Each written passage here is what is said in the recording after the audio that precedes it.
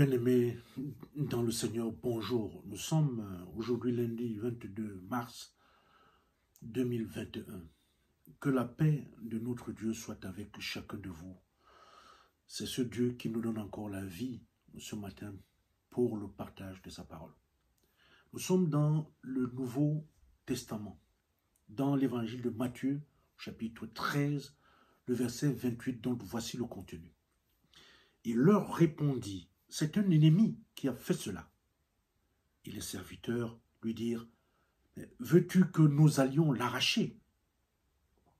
Bien-aimés dans le Seigneur, la parabole de Matthieu, de laquelle nous tirons notre texte de partage ce matin, surprend beaucoup par son caractère étrange et troublant.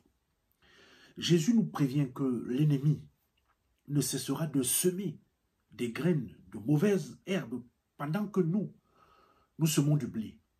Que l'ennemi ne cessera de semer des mensonges, des illusions et des erreurs pendant que nous semons la parole de Dieu. Et ce, dans le même champ. Mais comment comprendre cela? Quelle en est la cause? D'abord, premièrement, c'est le sommeil des serviteurs dormeurs, des dormeurs. Pendant que les gens dormaient, l'ennemi vint et sema de la mauvaise herbe parmi le blé. Il faut se secouer, il faut sortir du sommeil, il faut se réveiller.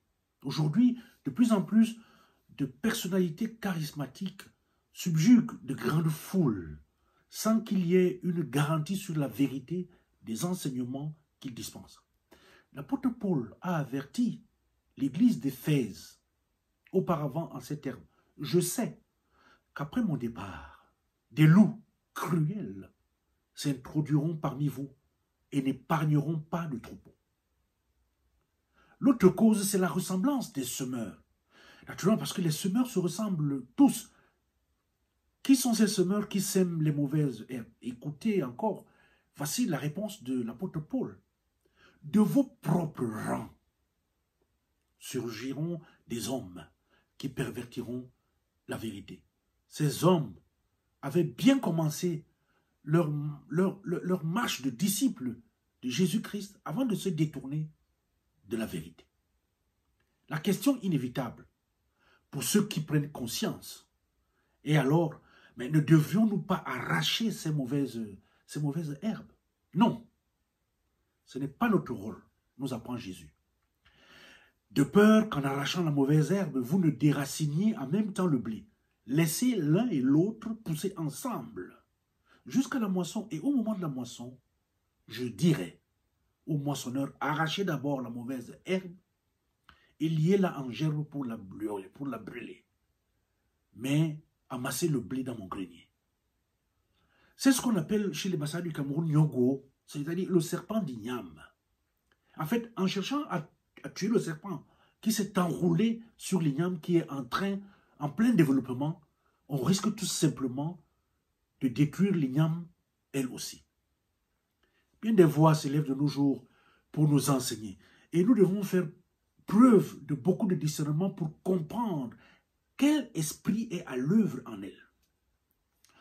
Beaucoup de pasteurs d'églises traditionnelles sont devenus des agents propagateurs des enseignements, versets bibliques, idées bibliques, prières, des évangélistes charismatiques. Beaucoup de chrétiens se lancent dans l'enseignement biblique et se sont transformés en DAV, ici distributeur automatique de versets. Ils distribuent les versets à tous, même à leurs bergers.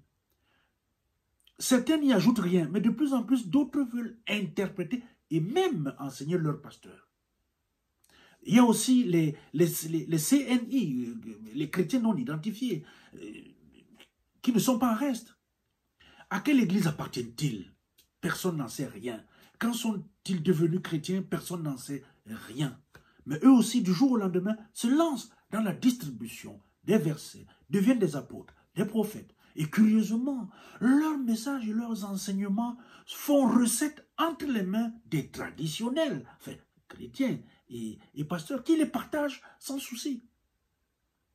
Alors, est-il important de faire la différence entre ces voix contradictoires? Moi, je dirais qu'un petit degré d'erreur sur une courte trajectoire peut s'avérer de peu d'importance. Mais si vous restez sur un chemin qui s'éloigne peu à peu de la vérité, vous risquez de vous retrouver un jour très loin de l'endroit où Dieu vous voulait. Il sera un peu tard alors pour comprendre que c'était un ennemi qui a fait cela. Le thème de notre partage est le suivant. Reste vigilant, ne dors pas, car l'ennemi travaille sur toi en permanence.